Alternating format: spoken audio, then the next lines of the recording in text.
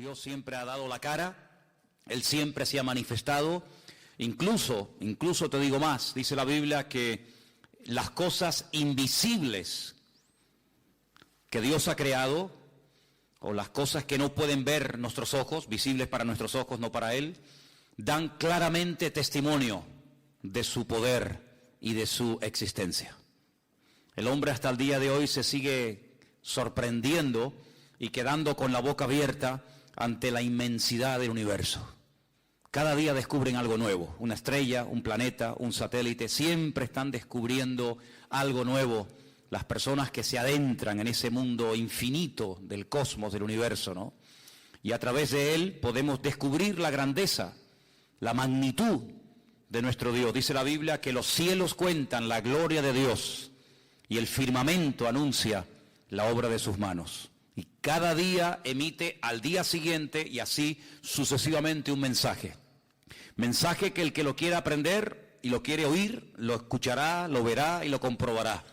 Mensaje que permanecerá oculto ante los ojos, ante la actitud del hombre rebelde, del hombre orgulloso, de la persona que se niega y que se cierra totalmente a la posibilidad de que detrás de este mundo que vemos y vivimos hay un diseñador.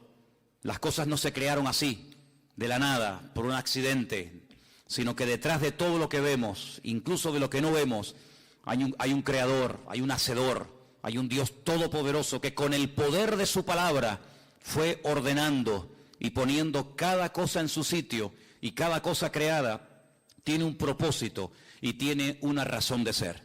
Y en esta tarde estamos aquí y hoy va a ser el último día que vamos a estudiar las famosas iglesias del Apocalipsis. Todo lo que el Señor le tenía que decir a su iglesia no lo dijo todo en los evangelios.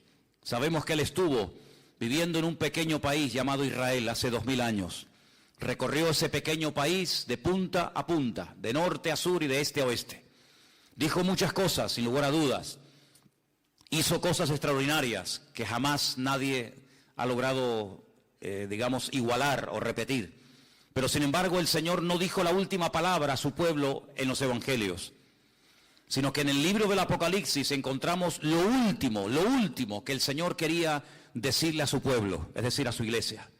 Hemos visto desde la iglesia de Éfeso, pasando por la iglesia de Pérgamo, de Tiatira, de Sardis, de Filadelfia, etcétera, cómo las iglesias de aquella época, del siglo I, pues no se encontraban todas en óptimas condiciones. Había congregaciones, como hemos visto en estos últimos días, estas últimas semanas, que estaban teniendo problemas con la doctrina, falsas doctrinas, algunas son mencionadas, otras no, se habían introducido dentro de la vida de las iglesias locales, y el Señor confronta a las iglesias y les dice: oye, esto no puede ser, ustedes tienen que creer la verdad os hará libres. No son las mentiras, no son las manipulaciones de la palabra, de la historia o de la ciencia las que tenemos que creer, sino es la verdad, y la verdad soy yo. Y por eso el Señor le hablaba a cada iglesia y la confrontaba, y a una iglesia le decía una cosa y a otra iglesia le decía otra, y vemos que nunca ha habido una iglesia perfecta en estos últimos 2000 años. Así como tampoco hay cristianos perfectos, y así como tampoco hay pastores perfectos, la iglesia está en un proceso, en un crecimiento, ¿verdad? Y en el crecimiento a veces pues ocurren roces y discrepancias y choques, pero para todo, según la Biblia, hay remedio. Amén, hermanos. Para todo hay solución, incluso hasta para la misma muerte. Sé que por ahí hay gente que dice, todo tiene solución menos la muerte. Pues precisamente ese es el problema más fácil de solucionar, precisamente el tema de la muerte. Es más fácil solucionar el tema de la muerte que a veces enfrentarnos a los problemas de la vida. Y vemos en el libro del Apocalipsis que cada iglesia recibió el mensaje que tenía que recibir, ni más ni menos. Vimos algo muy interesante que tiene que ver con las obras. Es una palabra que aparece en 7 ocasiones diferentes. Yo conozco tus obras, yo conozco tus obras. ¿Sí? Lo que habéis hecho y por qué lo habéis hecho. Y lo que estáis haciendo, todas esas cosas, el Señor las conocía perfectamente. Y hemos llegado hoy al último mensaje. Sinceramente, si me preguntaran de todas las iglesias, ¿cuál crees tú que era la peor? La que se encontraba en peor situación. Pues sin lugar a dudas la que vamos a estudiar hoy. Algunos dirán, pero el Señor dice que la iglesia de Sardis tenía nombre de que vivía, pero estaba muerta. Sí, es verdad. Pero también dice el mensaje del Señor a la iglesia de Sardis que había unas pocas personas, un pequeño remanente, no sabemos de cuántas, pero había un pequeño grupito de hermanos en la ciudad y en la iglesia de Sardis. Dice que no se habían dejado arrastrar ni contaminar por la corriente, por el espíritu que reinaba en la ciudad. Por lo tanto, aunque la iglesia estaba mal, realmente, había un pequeño grupo que todavía estaba ahí brillando. Sin embargo, la única iglesia de las 7 que no recibe ningún elogio, ninguna felicitación, ningún reconocimiento positivo, nada que mencionar, que sea digno de mencionar, es precisamente la iglesia de Laodicea. Y quiero llevarte a este último mensaje que se encuentra en Apocalipsis capítulo 3. Apocalipsis capítulo 3, desde el versículo 14 en adelante, vamos a leer el mensaje. Y dice la palabra del Señor así: escríbele al ángel de la iglesia en Laodicea: he aquí el amén, el testigo fiel y verdadero, el principio de la creación de Dios, dice esto: yo conozco tus obras, que ni eres frío ni caliente.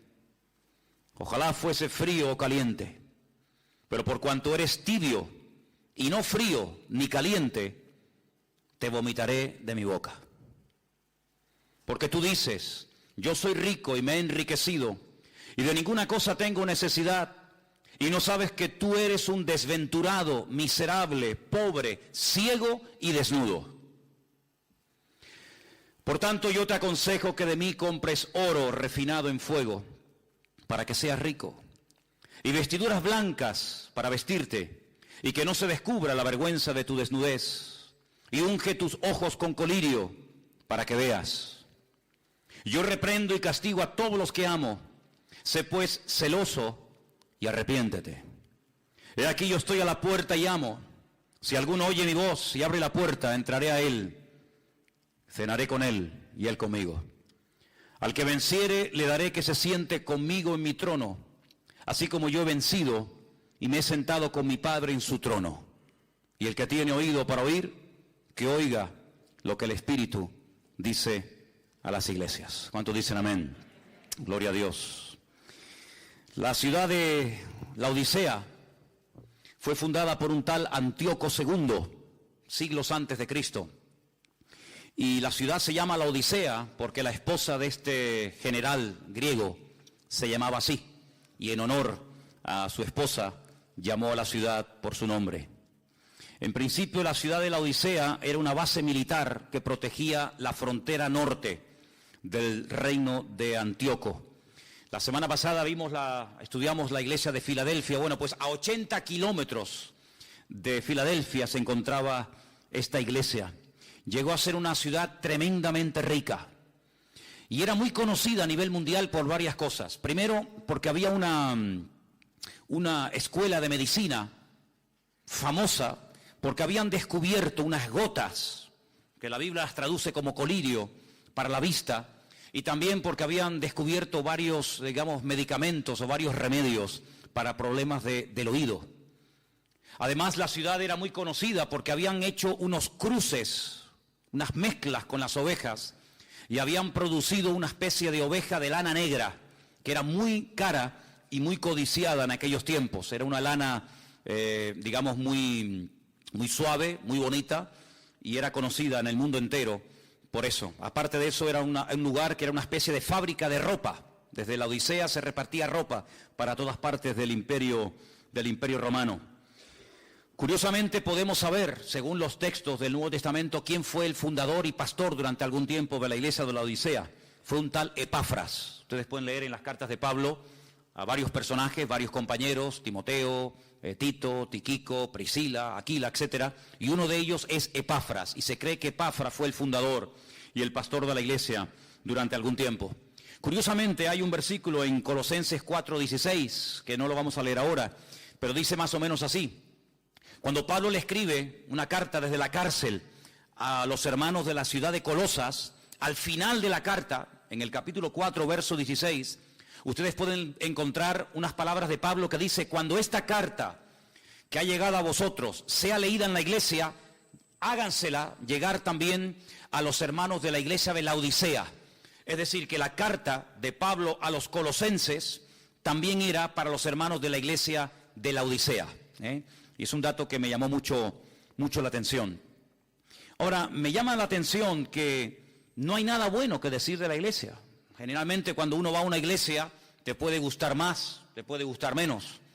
Si te dedicaras, no sé, los domingos por la tarde o por las mañanas a recorrer diferentes iglesias de aquí de la isla o de otras partes, pues verías que en un lugar te va a gustar esto, tal vez no te va a gustar esto otro, y que unas tienen un estilo y otras tienen otro estilo, y unas se enfatizan, digamos, una línea y otros enfatizan otra, y puedes más o menos hacerte una idea de las cosas diferentes que diferencian unas iglesias de otras. Pero si pudiéramos retroceder al pasado y visitar un domingo a la tarde, en el caso de que se reunieran un domingo a la tarde, no lo sé, los hermanos de la iglesia de la Odisea, encontraríamos que es una iglesia rica, materialmente hablando, una iglesia que tenía un concepto totalmente equivocado de sí misma, era una iglesia egocéntrica, una iglesia complacida, una iglesia tibia, ni fu, ni fa. Una iglesia que le producía náuseas al Señor. El cuerpo humano está diseñado de tal manera que cuando algo le sienta mal o cuando come algo en mal estado, el cuerpo reacciona defendiéndose, pues vomitando y echando fuera lo que le ha sentado mal. Y de esa manera el cuerpo puede volver a recuperar la normalidad. Y es una expresión fuerte, es una expresión que solamente aparece en esta carta del Señor a la iglesia de la Odisea. No es una iglesia que le produce tristeza al Señor, no es una iglesia que le produce orgullo al Señor, sino es una iglesia que le produce náuseas. Dice, ojalá ustedes fueran fríos o fueran calientes, es decir, que el Señor prefiere gente fría, gente indiferente, gente que pasa de todo, o gente que está bien cerca del corazón de Dios, pero hay algo que le produce auténticas ganas de vomitar al Señor, y es la tibieza. La tibieza es algo que el Señor aborrece, y por eso el Señor le habla muy duramente a esta congregación y le dice, ojalá hubieran optado por la frialdad o por ser calientes, ¿verdad? Y animados y fogosos en el espíritu, pero ustedes son tibios y yo los vomitaré de mi boca. Comencé a buscar esto y me di cuenta que en el Antiguo Testamento hay un libro que gira en torno a un profeta rebelde que recibe un llamado para ir al extranjero, a una ciudad pagana, a una ciudad fuera de las fronteras de Israel. Y dice la Biblia que este hombre se niega rotundamente a ir allí. Él no quiere salir de su país. Él está muy cómodo como profeta en Israel. Y él bajo ningún concepto quiere ir a Siria a predicarle a aquellos bárbaros, a aquella gente que empalaba a los enemigos y hacían auténticas barbaridades.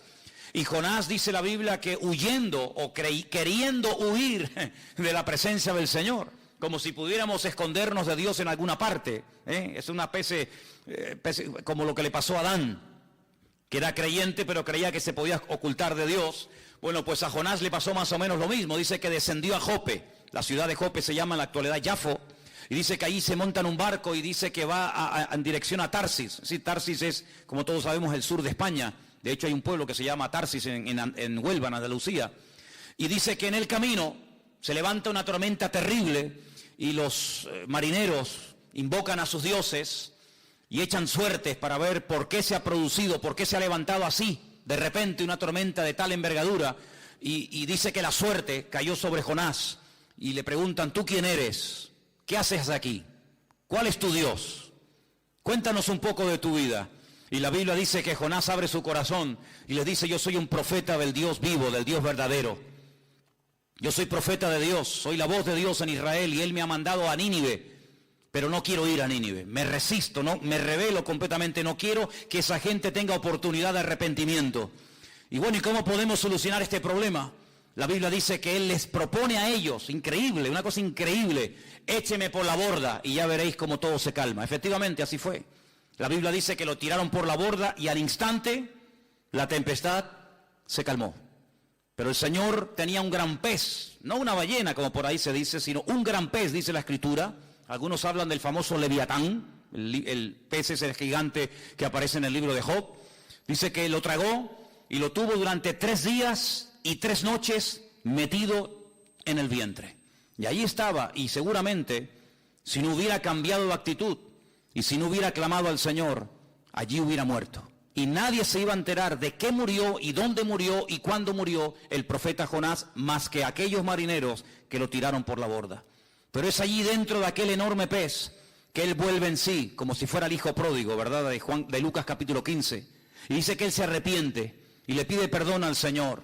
Y le pide al Señor una segunda oportunidad. Y le dice, si me sacas de aquí, yo iré a predicar tu palabra. Y esa actitud de arrepentimiento, esa actitud de querer hacer las cosas bien, decentemente y con orden, conforme al diseño y al propósito de Dios para su vida, fue lo que hizo que el pez ya no pudiera retenerlo en sus entrañas. Es decir, mientras estaba en rebeldía, mientras estaba en desobediencia, allí estaba y no iba a salir jamás.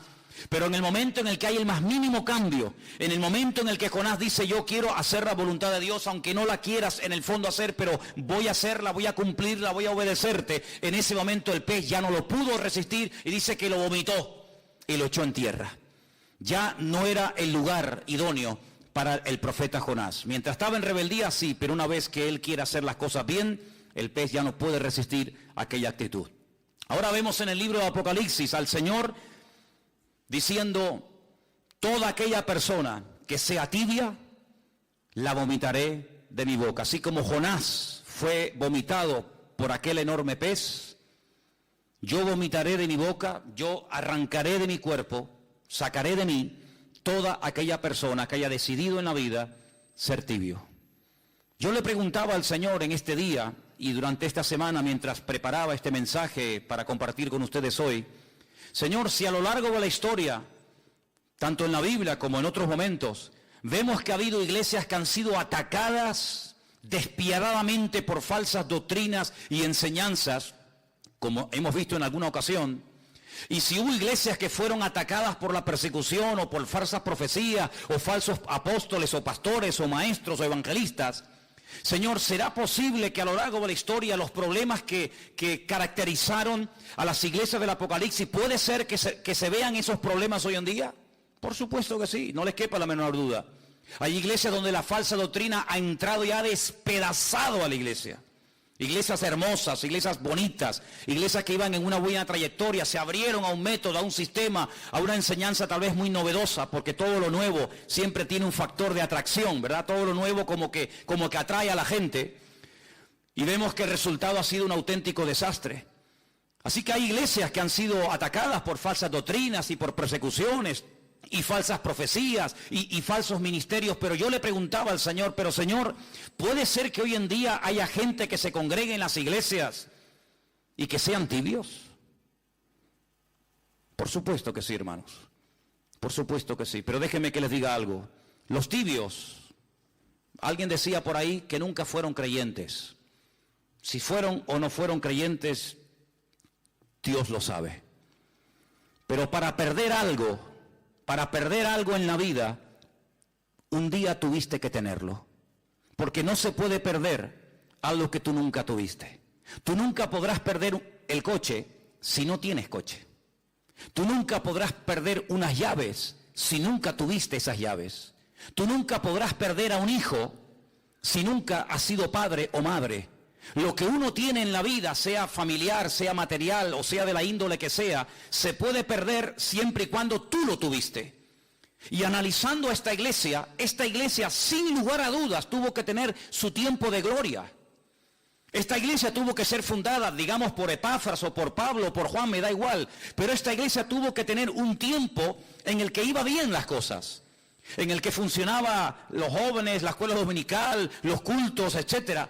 Pero si esta iglesia, como vamos a ver ahora, terminó perdiendo lo más hermoso que puede tener una congregación, que no es ni el equipo de sonido, ni el local en propiedad, sino que lo más hermoso que podemos tener como pueblo de Dios es la misma presencia del Señor. Si terminaron perdiendo la presencia del Señor es porque un día la tuvieron, porque si no, nunca podían haberla perdido. Si estaban tibios, quiere decir que un día estuvieron calientes. Porque de frío no se pasa a tibio, pero de caliente sí se puede pasar a tibio. Luego esta iglesia tuvo que tener un tiempo que todo iba bien. Pero la palabra del Señor nos dice que esta congregación cayó en un amor hacia el materialismo. Fíjense lo que la iglesia decía de sí misma. Vamos a leerlo. Apocalipsis capítulo 3, versículo 17. Los hermanos, los creyentes, los miembros, los que asistían a esta congregación, a esta comunidad cristiana, decían, somos ricos, nos hemos enriquecido, de ninguna cosa tenemos necesidad. Sin embargo, cuando el Señor le habla y la confronta, no coincide lo que el Señor le dice a ellos con lo que ellos pensaban de sí mismos. No coincide en nada. El Señor les dice, ustedes sois desventurados, miserables, pobres, ciegos y desnudos. No hay nada de coincidencia entre el concepto de la congregación y el concepto que el Señor tenía de la congregación. Luego hay un divorcio entre el concepto personal de la iglesia y el concepto, la opinión que el Señor tenía de dicha congregación. Una iglesia donde el Señor no era el centro. Una iglesia donde el ego de ellos, el amor a lo que tenían, era el centro. Y todo giraba en torno a lo que tenían, no en torno a lo que eran. Ahora, alguien puede preguntarse, pero ¿es malo tener prosperidad y abundancia y riqueza y que todo te vaya bien en la vida? En absoluto. Es más, con la Biblia en la mano te digo que la voluntad de Dios es que nos vaya bien en la vida. La Biblia nos enseña ya desde los tiempos de Josué, en el capítulo 1 de su libro, que nunca se aparten de tu boca este libro de la ley, sino que medites en él de noche y de día, para que todo lo que hagas te salga bien, dice la Biblia. Luego, la voluntad de Dios es que no vayas de mal en peor, ni de trancas a barrancas, sino que la voluntad de Dios es que vayas bien por la vida, bendecido, prosperado, contento, gozoso. Esa es la voluntad de Dios. Luego, el problema no está en ser bendecido, en ser prosperado o en que te vaya. No, el problema no está ahí. El problema es que cuando llegues a ese nivel de abundancia, de éxito, de bendición o de prosperidad, o ponle el adjetivo que quieras, se te suba la cabeza y te atribuyas a ti en vez de atribuirle al Señor el éxito de tu vida. Si ustedes prestaron atención a la lectura de esta tarde, es tremendamente interesante. Yo quisiera volver a llevarles a el libro de Deuteronomio capítulo 8, que justamente fue la lectura que en esta tarde se leyó. Deuteronomio capítulo 8, el Señor sabía perfectamente que de haber pasado de la esclavitud, de la opresión más horrible y horrenda de la vida, lograron por fin salir de esa opresión de tierra de Egipto, de Mizraim, como se llama en la Biblia, una tierra de opresión. Una tierra de aparentes oportunidades, pero que al final se terminó convirtiendo en un callejón sin salida. Lo dije en una ocasión, la palabra Egipto, Mizraim en la Biblia, empieza con la letra M y termina con la letra M en hebreo. Y hay dos M's, dos tipos de letra M en hebreo. Una que es abierta, que se escribe al principio o a la mitad de una palabra, y otra letra M, que tiene el mismo nombre, pero que se escribe al final y es totalmente cuadrada, no se puede entrar a ella, es totalmente cerrada. Y curiosamente el Señor llama a Egipto Mizraim, un país que aparentemente te ofrece todo a cambio de nada. Un país donde cuando en otros países hay miseria, trabajo, o no hay trabajo, y pobreza, y sequía, y muerte, y paro, en Egipto siempre hay de todo. No sé cómo se las arreglan. Y allí se fueron los hijos de Jacob, porque se les abrió la puerta, porque además José era el hombre más importante después de Faraón en Egipto. Pero al final aquella aparente puerta abierta se terminó convirtiendo en una ratonera, en un lugar donde los convirtieron en mano de obra, y de allí no podían salir, en un lugar de opresión y de estrechez y de amargura. Y durante casi 4 siglos estuvieron pasándolo mal. Y durante mucho tiempo estuvieron gimiendo y llorando y clamando al Señor con toda su alma y con todo su corazón. Sácanos de aquí que nos van a matar esta gente. Bueno, pues lograron salir, todos sabemos la historia, todos sabemos esto. Y cómo el Señor los sacó con mano fuerte y poderosa de Egipto, y les abrió el mar rojo y los condujo por la tierra prometida, por el desierto, rumbo a la tierra prometida. Pero mira lo que les dice el Señor: cuando lleguen a la tierra prometida, escuchen bien esto, hermanos, cuídate de no olvidarte del Señor. Deuteronomio 8:11, para que cumpla sus mandamientos, sus decretos, sus estatutos que yo te ordeno hoy. Ándate con ojo, amigo. No suceda que comas y te sacies y edifiques buenas casas en las que habites, y tus vacas y tus ovejas se aumenten, y tu plata y el oro se te multipliquen, y todo lo que tuvieres se aumente, y se enorgullezca tu corazón. Cuando uno está en un lugar bajo, encerrado, puede sentir claustrofobia y quiere salir de ahí. Pero cuando una persona sube muy alto, hay personas que padecen de vértigo. Y cuando una persona sufre de vértigos, pierde la cabeza y se puede matar. Y eso fue lo que le pasó a la iglesia de la Odisea, que creció y fue multiplicada tanto su riqueza material, que se le subió a la cabeza y terminaron perdiendo la poca o la mucha espiritualidad que un día lograron tener. ¿Por qué? Porque terminaron adorando más a lo que tenían que al Dios al cual tenían que honrar y servir. Y dice la Biblia en el versículo 15, el Señor que te hizo caminar por un desierto grande y espantoso, lleno de serpientes venenosas, de escorpiones y de sed donde no había agua, y Él te sacó agua de la roca del pedernal, que te sustentó con maná en el desierto, comida que tus padres no habían conocido, afligiéndote y probándote para la postre hacerte bien. Y ahora escucha: y digas en tu corazón, cuidado, ahí está el problema, no en la riqueza, no en lo material, sino en tu corazón. Y digas en tu corazón, mi poder y la fuerza de mi mano me han traído esta riqueza. Ahí no mencionan a Dios para nada, sino soy yo, mi fuerza, mi poder. Sino que acuérdate del Señor tu Dios, porque Él es el que te da el poder para hacer las riquezas, a fin de confirmar su pacto que juró a tus padres, como en este día. Mas si llegares a olvidarte del Señor tu Dios, y anduvieres en pos de dioses ajenos, y les sirvieres a ellos y te inclinares, yo lo afirmo hoy contra vosotros, que de cierto pereceréis. Como las naciones que el Señor destruirá delante de vosotros, así pereceréis, por cuanto no habéis atendido la voz del Señor vuestro Dios. Eso fue lo que le pasó a la iglesia de la Odisea. Ya también le pasó a Israel, pero ahora estamos hablando de la iglesia de la Odisea. Una iglesia que fue bendecida, una iglesia que fue prosperada, una iglesia que decía: nos hemos enriquecido, tenemos absolutamente de todo y no necesitamos de nada. Qué ceguera espiritual tan grande. Perdieron la sensibilidad, le dieron lugar al orgullo, al materialismo, y terminaron perdiendo, como dije hace un instante, el tesoro más grande que pueda atesorar un creyente y una congregación, y es tener la bendita y preciosa presencia del Señor. Dice en el versículo 20, he aquí yo estoy a la puerta y llamo. No le está hablando el Señor a una secta peligrosa, destructiva. No está a la puerta de un templo pagano, sino le está hablando al pueblo de Dios, a su iglesia. Y le dice a la iglesia: estoy en la puerta y estoy llamando, y estoy llamando. Luego, si está llamando a la puerta es porque estaba cerrada. Todo esto es un lenguaje metafórico, ¿sí? Si estuviera abierta, si estuvieran abiertos, y bueno, Señor, estamos mal, pero estamos abiertos a cambios.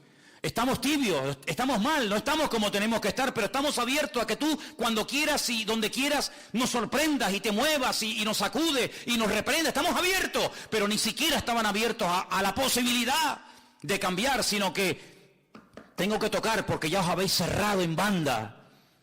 Y por eso dice el Señor: si alguno todavía allá adentro le queda algo, un mínimo de sensibilidad o de oído espiritual, y oye mi voz, pues que abra, y yo entraré a él y cenaré con él y él conmigo, y tendremos comunión. Es tremendo, ¿no? La situación de esta iglesia es que es terrible, hermanos. No por nada del mundo me gustaría ser pastor de esta iglesia. Sinceramente no sé, el hermano de esta congregación, el pastor de esta iglesia, ¿Cómo se tenía que sentir cuando recibe esta carta y tiene que leerla a la iglesia? Hermano, miren, a través de nuestro querido hermano Juan, el apóstol más cerca del Señor, hemos recibido este mensaje. Por favor, presten atención. Y cuando esto cayó en la iglesia, no sé cómo reaccionaron. No sé si cayeron todos llorando de rodillas al suelo, pidiendo perdón al Señor. La verdad es que no tengo ni idea lo que pasó con esa congregación. Pero lo que sí les puedo asegurar con toda sinceridad es que en este momento en esa ciudad no hay ninguna congregación, no hay creyentes, no hay iglesias. Así que parece que el tiempo lo que demostró es que la congregación no reaccionó ante la tremenda exhortación que el Señor les estaba mandando. Hay 3 cosas que el Señor le dice a la iglesia que debería de hacer. Repito, todo esto es en un lenguaje simbólico, alegórico, pero todo tiene una explicación.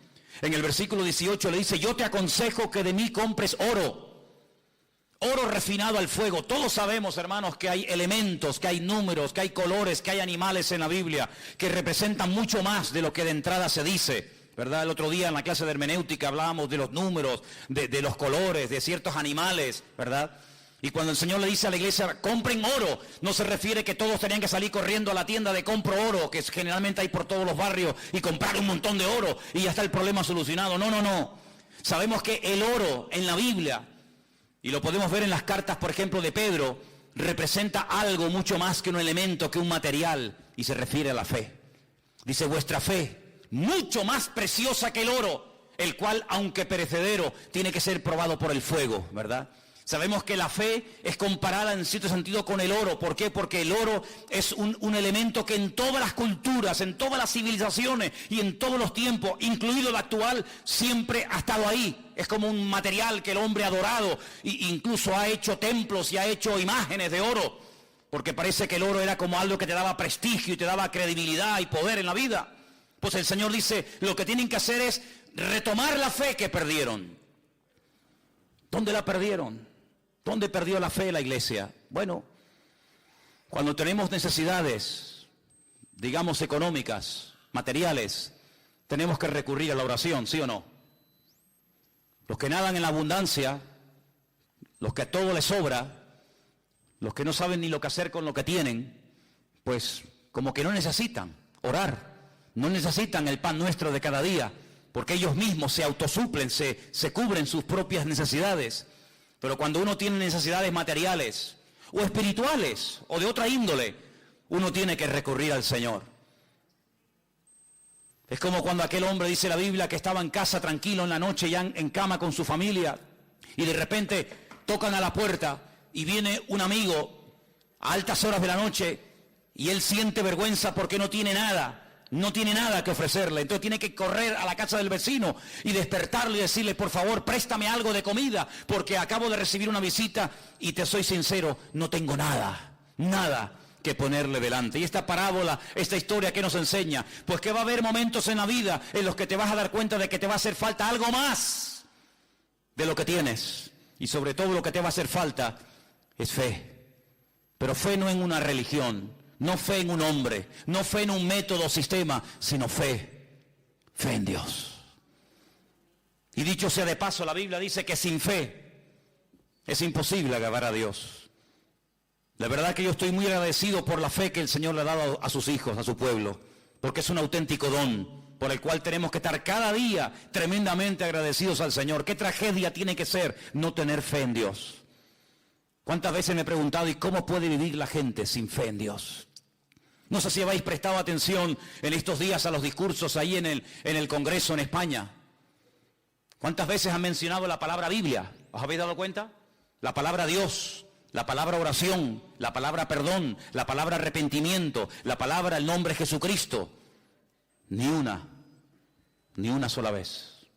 Son ciegos, guías de ciegos, tratando de guiar a otros ciegos, y dice la Biblia que los dos caerán en el mismo hoyo. Lo que puede levantarnos de la miseria, lo que puede transformar nuestra vida, nuestra familia y nuestra existencia, es poner nuestra fe en el Dios vivo y en el Dios verdadero. Te recomiendo leer Hebreos capítulo 12. Es un capítulo monográfico sobre el tema de la fe. Capítulo extraordinario.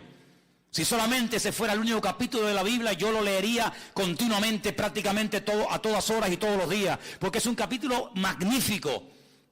No se habla, lógicamente, de todos los personajes de la Biblia, pero de los que se menciona pone un pequeño párrafo, una pequeña pincelada, un pequeño ejemplo.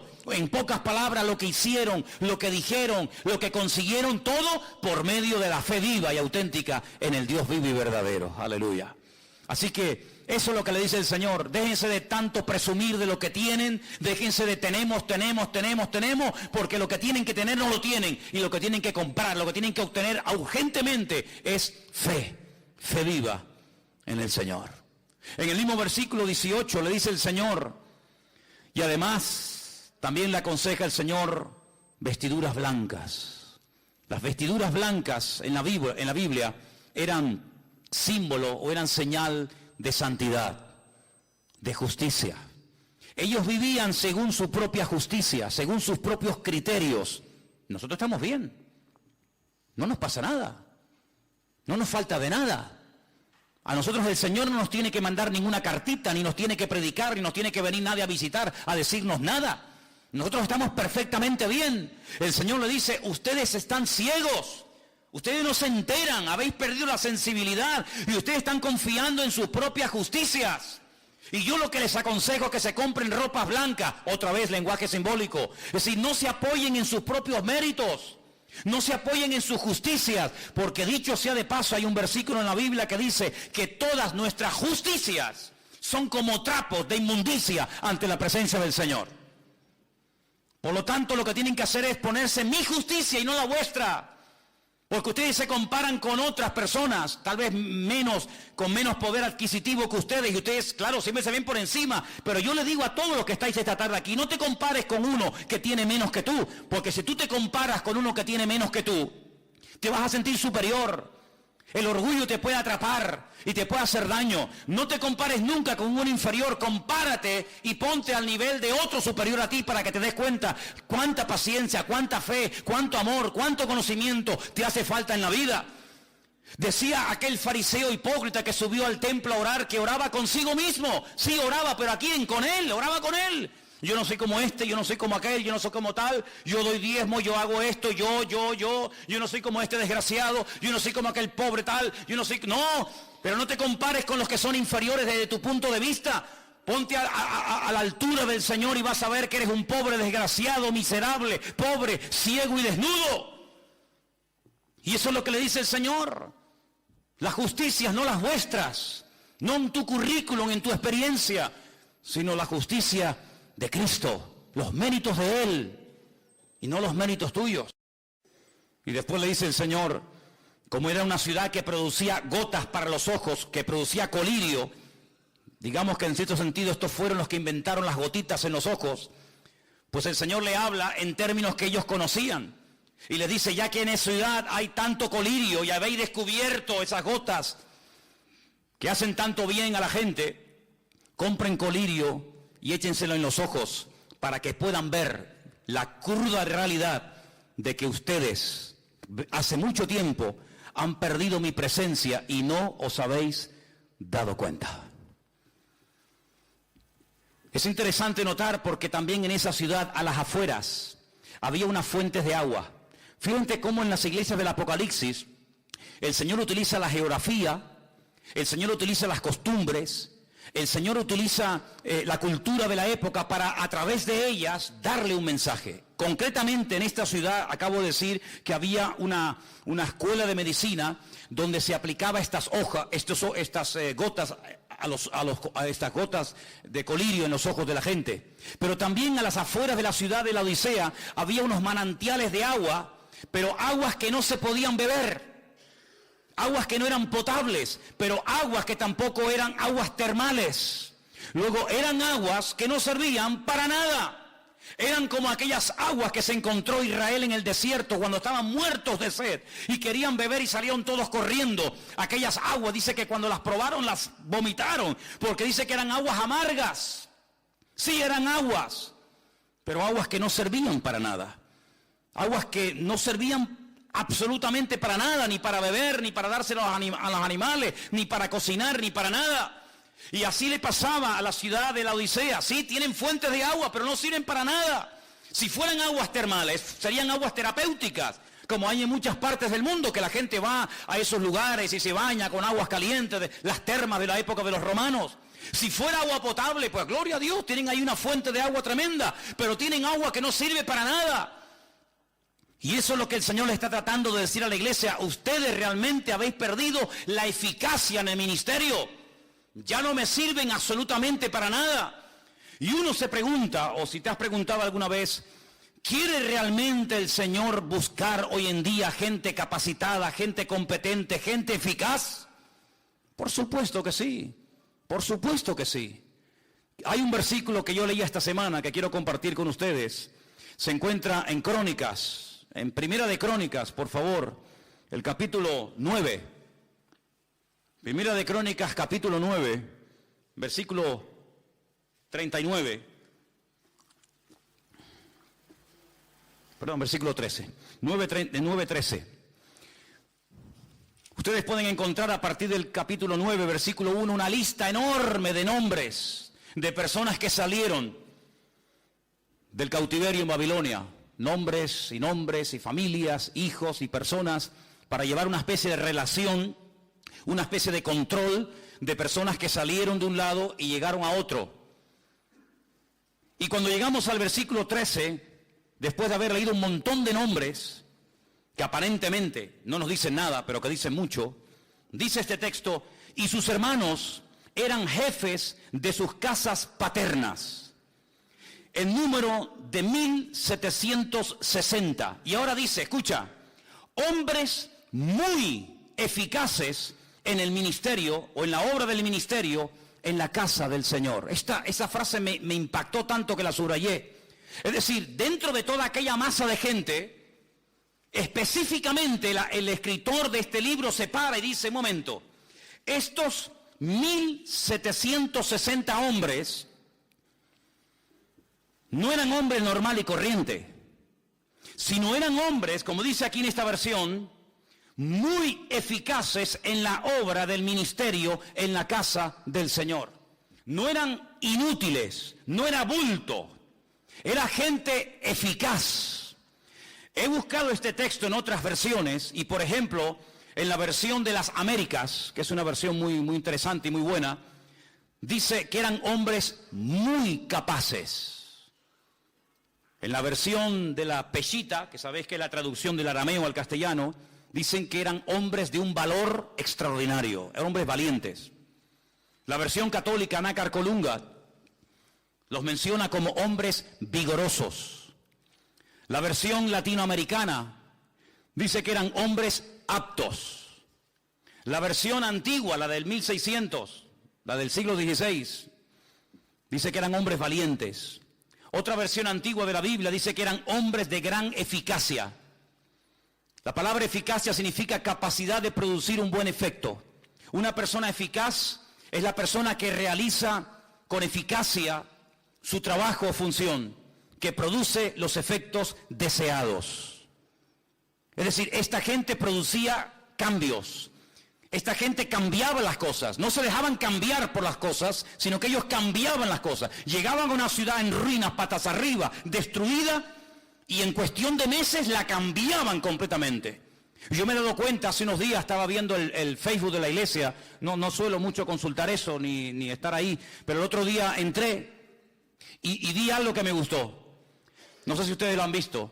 Hay algunas fotografías que pone la fecha de cuándo se sacó esa foto, sobre todo en la obra que hicimos en el Puerto de la Cruz, y después de unos años se ve la foto al lado y uno dice, bueno, la foto del 2006, por ejemplo, y ahora se ve el resultado después de unos años y no tiene nada que ver.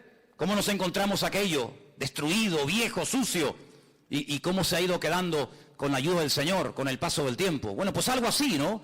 Esta gente llegó y no había templo, y en poco tiempo ahora hay templo. Y no había murallas que protegieran la ciudad, y en cuestión de semanas o de meses levantaron el muro.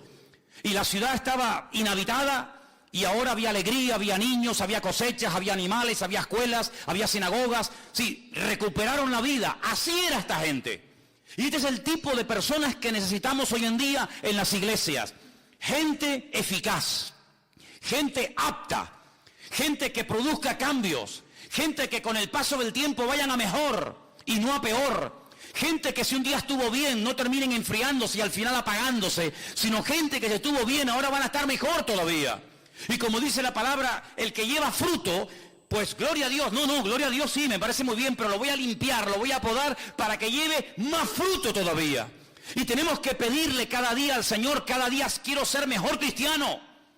Cada día quiero ser mejor cristiana, cada día quiero predicar mejor, cada día quiero conocer mejor al Señor, cada día quiero orar más, mejor, cada día quiero hacer las cosas bien, con ganas, y no apagándome, porque una persona que está tibia no sirve absolutamente para nada, porque si a él no le sirve, imagínate a qué puede servir. Y es interesante notar cómo esta iglesia entró en una decadencia, pero todavía había oportunidad para cambiar. El Señor le llama al arrepentimiento. ¿Cuántas veces en estas últimas semanas hemos escuchado la palabra arrepiéntanse, arrepiéntanse, vuelvan a las primeras obras? ¿Cuántas veces, hermanos? Prácticamente a todas las iglesias el Señor las llama al arrepentimiento, a cambiar. Venga, vamos a dejarnos de tontería, vamos a dejar atrás el pasado, vamos a pasar la página, vamos a tirar del carro, vamos a mirar adelante. Como decía el apóstol Pablo, sí, yo en el pasado fui un tremendo erudito en la Torá y fui un rabino de la tribu de Benjamín y fariseo de fariseos, pero todo eso ya lo he dejado al pasado. No voy a vivir de las glorias del pasado, sino vamos adelante a la perfección, a ver si logramos alcanzar aquello para lo cual un día el Señor nos alcanzó a nosotros. ¿Cuántos dicen amén? ¿Estamos cumpliendo con nuestro objetivo?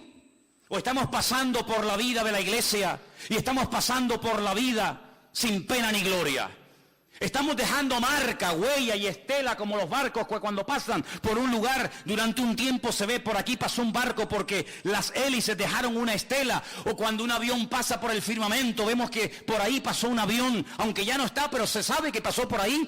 Estamos dejando huella detrás de nosotros, estamos marcando una diferencia, o nos estamos dejando absorber por el medio ambiente en el que vivimos.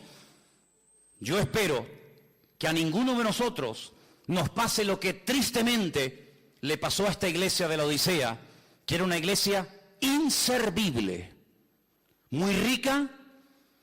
No era como la iglesia de la semana pasada, aunque tienes poca fuerza, Esta no tenía poca fuerza, esta seguramente era mucha gente, una iglesia rica, una iglesia próspera, pero que hablando claramente no servía absolutamente para nada. En esta semana yo leía un poema de un pastor cubano, pastor Rodolfo Loyola, que ya está en la presencia del Señor, que hace años lo conocí, tuve el privilegio de conocer a este gran hombre de Dios, y él escribió una poesía que se llama Casi, la llamó Casi. Y yo quería leerte parte de esa poesía en esta noche, porque es tan interesante lo que este hombre dice así.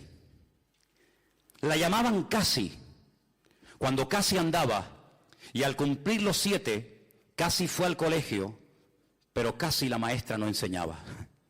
Pues siendo casi una adolescente, casi niña, casi dama, encontró a un joven a quien casi amaba. Pero un día el muchacho, casi sin mirarla, dejó a casi destrozada. Y se fue a un convento, la buena de Casi, y queriendo ser santa, casi fue monja. Pero un día, enterada de que ese chico moría, volvió a su casa y cuidó del chico como de casada. Y el chico murió casi sin besarla, y casi fue viuda, al menos en su alma. Hoy casi, cansada de su vida extraña, casi ni se peina, y desenfadada, cuenta de algún modo que fue casi todo sin ser casi nada. La verdad es que Casimira, como la llamaban, o Casi, representa un crecido número de personas que llevan una vida sin propósito. No se sienten realizadas porque no han hecho nada para tener ese estado de ánimo, se enamoran del amor y por lo tanto de cualquiera que con fingida sinceridad le manifiesta lo que quieren oír. Y cuando el objeto de su amor no les corresponde, ni siquiera por unos instantes engañosos, toman decisiones equivocadas con el corazón quebrantado. No tienen buenas relaciones con nadie, pero sin embargo dependen de los demás para poder ser felices. Y lo más triste es que se olvidan, como casi, que hay una persona que les ama y les entiende, y ese es nuestro Señor Jesucristo. Dice la Biblia que un día Pablo estaba en un lugar siendo interrogado y le dice al que le estaba juzgando y al que le estaba haciendo todo tipo de preguntas y presionándolo: yo sé que tú crees en los profetas. Y este le responde: por poco, casi, me haces cristiano. Y el apóstol Pablo le dice: ojalá fueses tú cristiano, ojalá verdaderamente entregaras tu vida a Cristo. A mí no me gustaría que en esta iglesia hubiera jóvenes de casi llegó a ser un buen joven, casi llegó a servir al Señor, pero casi se quedó por el camino. No me gustaría que hubiera ninguna hermana o ninguna hermana que dijera: casi llegó a la meta, casi llegó a cumplir los objetivos para los cuales el Señor le restauró su vida y le transformó su existencia, pero se quedó por el camino y pudiendo llegar a todo, al final no llegó a casi nada. A mí no me gustaría que termináramos nuestra existencia y nuestra vida como esta pobre iglesia de la Odisea. Una iglesia rica, una iglesia que tenía prácticamente de todo para llegar a unos niveles espirituales extraordinarios. Y dicho sea de paso, si observamos lo que ha sido la iglesia, la trayectoria del pueblo de Dios desde aquí hacia atrás, desde su comienzo hasta el día de hoy, jamás, créanme, en todos estos 2000 años de historia, nunca la iglesia en su conjunto general, nunca ha sido tan rica y con tanta capacidad material para poder cumplir con la gran comisión como nosotros hoy en día. Hay iglesias, hermanos, que tienen absolutamente de todo y a nivel de cuerpo de Cristo, a nivel general, cuando la iglesia pensaba en tener canales de televisión, barcos, aviones, hospitales y cantidad de ministerios que pueden alcanzar a miles y si no a millones de seres humanos.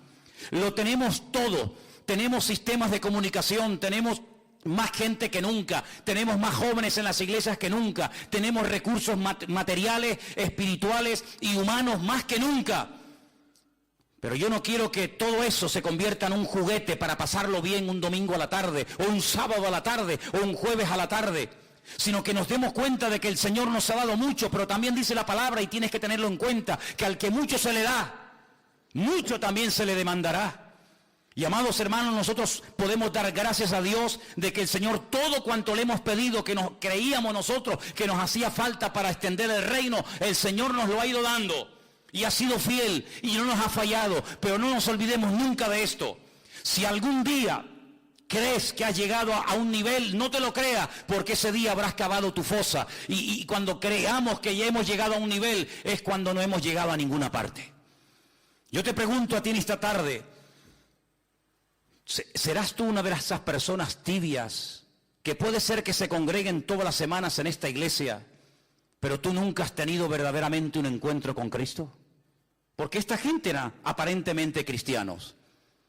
Tú pasabas por la sinagoga y decías: estos son los judíos, y pasabas por la fachada del local o de la iglesia o de la casa de la Odisea y decían: no, estos son los mesiánicos, estos son los que siguen a Jesús. Había una diferencia en la ciudad. Pero la pregunta es: ellos asistían a la congregación, ¿y a quién le cantaban? Si el Señor no estaba allí hacía mucho tiempo, ¿a quién le cantaban? ¿A quién hablaban? ¿A quién servían? Si el Señor dice que no estaba en aquel lugar. Lo mismo ya pasó en la antigüedad, no es algo nuevo lo que estoy hablando. En el Antiguo Testamento los sacerdotes iban al templo de Jerusalén a adorar a un Dios que ya se había mandado a mudar hacía mucho tiempo y que había quitado su gloria del templo. Luego, si Dios no moraba allí, si el Señor no estaba allí con su presencia y con su bendición, aquellos sacrificios, ¿a quién se los ofrecían? A Dios no, porque Dios ya no estaba en aquel lugar. Si esta gente comenzaba un culto el domingo a la tarde o el sábado, me da igual, el día que se reunieran, y el Señor no estaba allí, entonces ¿a quién le estaban cantando? ¿Cómo es posible que perdieran la presencia del Señor y no se dieron cuenta? Bueno, lo mismo le pasó a Sansón. Lo mismo le pasó al rey Saúl, que dice que el Espíritu del Señor se fue de ellos y ellos no se habían percatado, ellos no se habían dado cuenta. ¿Tú vas a mejor como creyente? ¿O estás estancado? ¿O has ido a menos? Esto es algo muy personal. Este es un momento en el que todos y cada uno de nosotros tenemos que pararnos delante del Señor y decir, bueno, con todas estas 7 iglesias que se han estado hablando en estas últimas semanas, ¿con cuál yo como creyente me siento identificado? Dicen que la iglesia de los últimos tiempos se va a parecer mucho a la iglesia de la Odisea. Hoy en día hay iglesias tremendamente ricas, iglesias con una prosperidad material alucinante. Pero como dijo Priscila el jueves a la tarde, cuando ella compartía aquella famosa frase, ¿no? De aquel famoso predicador de Spurgeon. Llegará el día, si es que no ha llegado ya, cuando en las iglesias, en vez de los pastores pastorear ovejas, habrá muchos payasos entreteniendo a las cabras. Y eso lo dijo en el siglo XVIII. Y estamos ya en el siglo XXI. Pero uno observa muchas veces por internet y uno ve a veces por ahí, yo no mucho porque no pierdo el tiempo en esas historias, pero hay gente que le gusta siempre estar por aquí y por allá viendo esto y viendo aquello. Pero hay iglesias que son auténticos circos, donde hay una serie de señores entreteniendo a la peña, entreteniendo al personal, mensajes que van siempre por encima de las cabezas, nadie se siente aludido, venga risas y cachondeo y me caigo y me levanto, ¿verdad? Pero entras y no ha habido un arrepentimiento, no ha habido realmente una conversión genuina, sino que es un lugar donde lo pasamos bien y puedo llevar a un amigo del trabajo o puedo llegar a un vecino y no se va a sentir aludido, no se va a sentir mal porque el pastor siempre es una persona muy simpática y muy carismática y que cuenta chistes y que te hace pasar una tarde entretenida. Eso no es la iglesia del Señor. Eso llámalo como quieras, pero no es la iglesia del Señor. La iglesia es un lugar donde el que viene en adulterio tiene que sentirse mal. La iglesia es un lugar donde el que viene torcido tiene que enderezarse. Y si no, ¿a qué viene? La iglesia tiene que ser un lugar donde mis mentiras tienen que salir a la luz. La iglesia es un lugar donde yo me tengo que sentir confrontado. La iglesia es un lugar creado y diseñado por el Señor para yo reconciliarme con Dios y no fingir que soy espiritual cuando soy un golfo y un sinvergüenza. La iglesia tiene que ser un lugar donde mi vida tiene que ser zarandeada por el Señor. Y donde no puede pasar una semana y otra semana y un mes y otro mes y un año y la vida. Y siempre estoy igual. Y siempre el mundo me tira y las tentaciones y no sé qué. ¿Cuándo vamos verdaderamente a superar? ¿Y cuándo vamos a ponerle la cabeza bajo los pies al diablo y decir aquí el que manda es la iglesia y el Señor y no tú, diablo mentiroso? Yo quiero terminar diciendo algo, amados hermanos. Si hay algo en tu vida contra lo cual tú has luchado, pero no lo has vencido, no lo has matado definitivamente, ándate con ojo, porque el enemigo se rearma y se quiere volver a levantar para amargarte la existencia. Y si quieres que te lo diga de una forma más objetiva y más clara, te lo digo.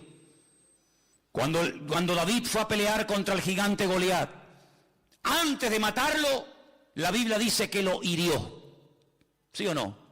Lo hirió con una piedra. Pero no dijo, bueno, muchachos, tranquilos. Goliat está herido, sangra como un cerdo. Va a estar por lo menos 6 meses sin aparecer y amargarnos la existencia. Vámonos tranquilamente a casa. Yo les aseguro, hermanos, que si David se hubiera conformado simplemente con herir al gigante Goliat, no sé si una semana, 15 días, un mes o un año después, Goliat se volvería a levantar y en el mismo valle de Elam volvería a confrontar a las tribus de Israel y otra vez volveríamos al punto de partida. ¿Por qué? Porque se hirió al enemigo, pero no se arrancó de raíz el problema. Y en la vida cristiana no puedes ir poniendo parches. No puedes ir diciendo, bueno, hoy no caí, pero ahí está la puerta abierta. No, David fue listo, David salió corriendo. Antes de que vinieran y se lo llevaran y lo curaran, David salió corriendo y con la misma espada con la que él quería matarme a mí, yo me levanto y le cortó la cabeza. Y la enseñó a todo el pueblo, dijo, se acabó el problema, porque muerto el perro, se acabó la rabia. No es suficiente con vencer una semana, 15 días o un año un problema. Al enemigo hay que derrotarlo 100%, no en tu fuerza, no con mi poder, no con mi sabiduría, no con mi experiencia, sino en el nombre de Jesús. Nunca más te vas a levantar, diablo, porque mayor es el que está conmigo que el que viene contra mí. Si tu problema fue el que sea, no tengas una puerta abierta. Renuncia completamente a esa historia. No estés coqueteando, no estés flirteando, no estés jugueteando alrededor del fuego, porque vas a terminar otra vez quemándote. Y eso fue lo que le pasó tristemente a esta iglesia de la Odisea, que seguro que empezó bien. Una buena congregación, atractiva, bonita, que funcionaba, que la gente venía, se convertía, se bautizaban, etcétera, etcétera, pero terminó fatal. Y mira tú por dónde, en el libro de Apocalipsis está la última, para que no nos olvidemos que si a esa gente le pasó aquello en el siglo I, ¿cuánto más a nosotros si bajamos la guardia y no cuidamos nuestra salvación?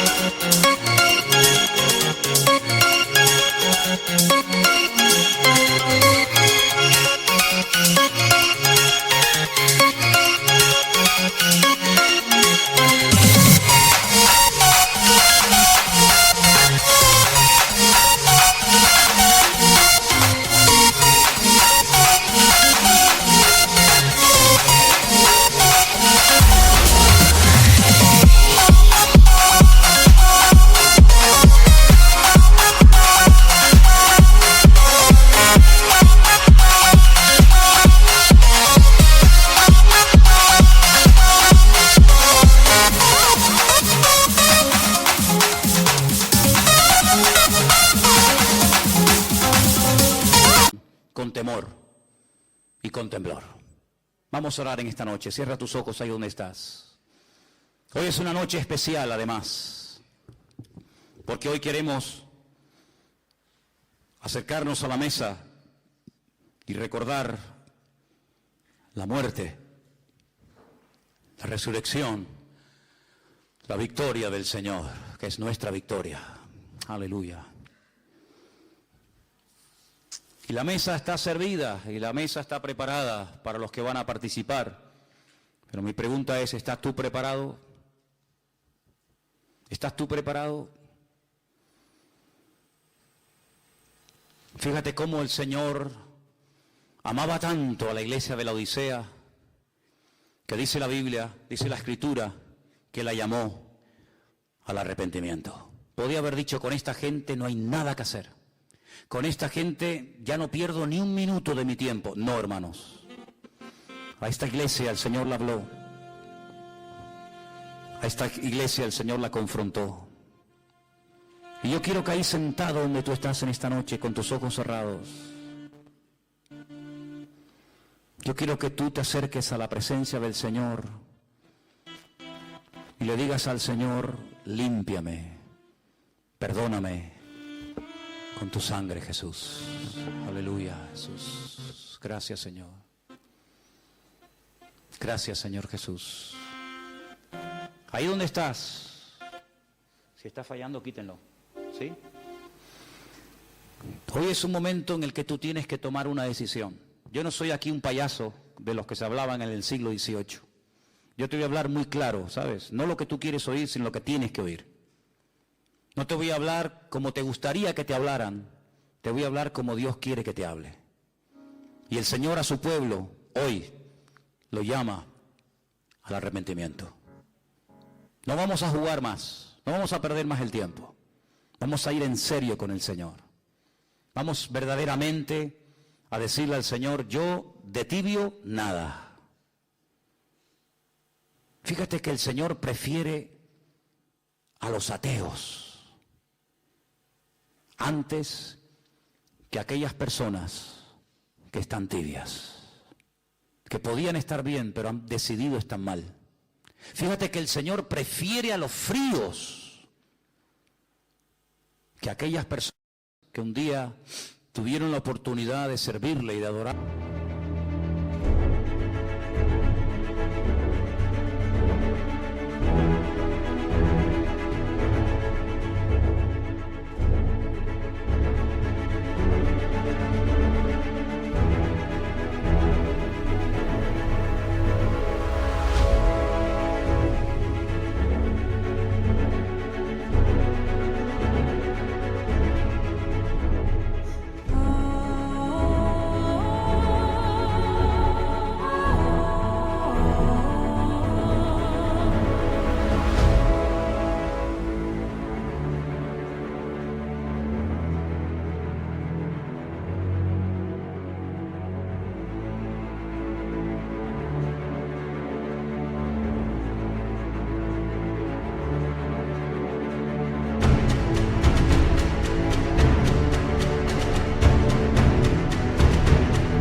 honrarle y se han posicionado en una actitud de indiferencia, de indecisión total. Pero hoy, amados hermanos, cuando nos acerquemos a esta mesa, tenemos que hacerlo, como dice la palabra, dignamente, valorando, apreciando el cuerpo y la sangre de Cristo. Aleluya. Si en esta tarde hay algún hermano, alguna persona entre nosotros que tiene que ponerse en línea con Dios, que tiene que arreglarse con el Señor, ahora es el momento. Ahora es el momento. O hay alguna persona entre nosotros que nunca le ha entregado su vida al Señor, ahora es el momento de hacerlo. Si en esta tarde hay entre nosotros alguna persona que le quiere entregar por primera vez su vida a Cristo y quiere comenzar a servir a Dios, a creer en Dios como tiene que hacerlo, ahora es el momento. Ahora es el momento de acercarse a Dios de verdad.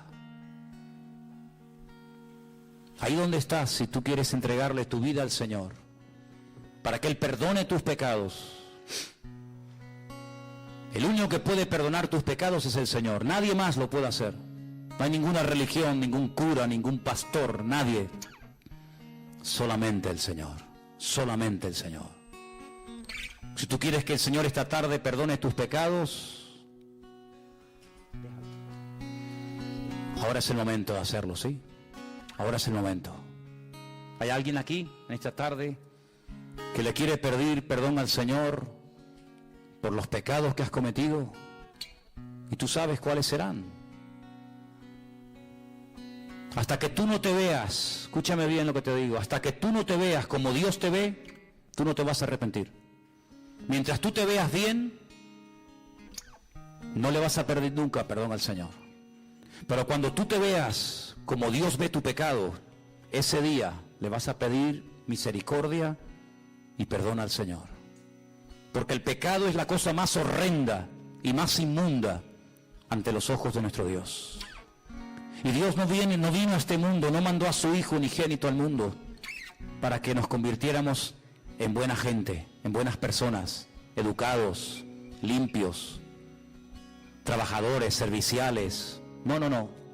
Él vino a buscar pecadores que se arrepintieran.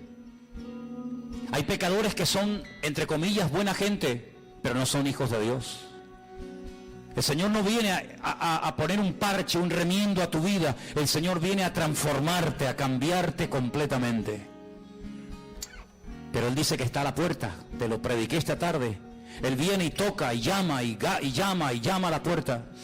Y yo te pregunto, ¿vas a abrirle la puerta al Señor? El libro del Cantar de los Cantares cuenta la historia de una mujer que está acostada y viene su marido a medianoche y golpea y llama a la puerta. La mujer reconoce la voz de su amado. La mujer reconoce la voz de su marido. Él le dice, ábreme, amada mía, esposa mía. Ella oye la voz del amado, pero dice, me acabo de lavar, me acabo de acostar y no me voy a levantar para abrirte la puerta a ti. Y dice la Biblia que el amado se fue.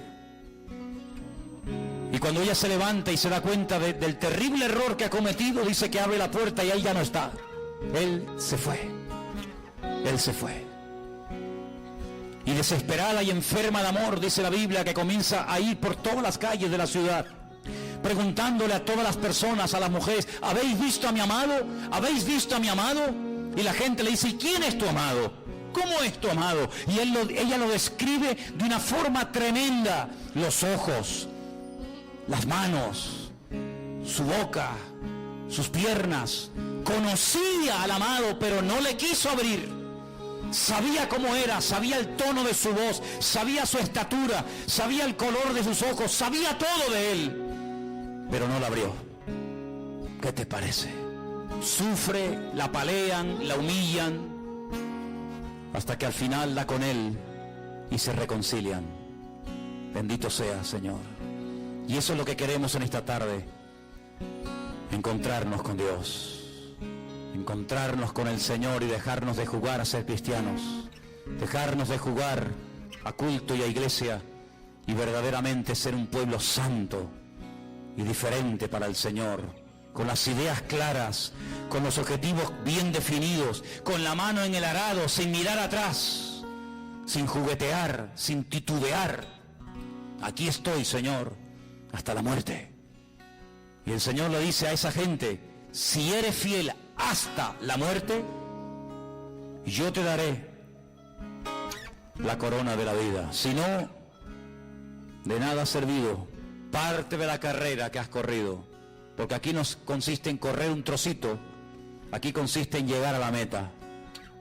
Ese es el objetivo, llegar a la meta. Señor, queremos participar esta noche de este pan y de este vino dignamente, como dice la Escritura.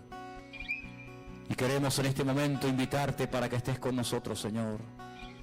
Y que verdaderamente sea un tiempo de restauración, de reconciliación, de arrepentimiento y de empezar de nuevo. Gracias te damos, Señor. Gracias te damos, oh Dios. Recibe toda la gloria y toda la honra, mi Señor, en el nombre bendito de Jesús.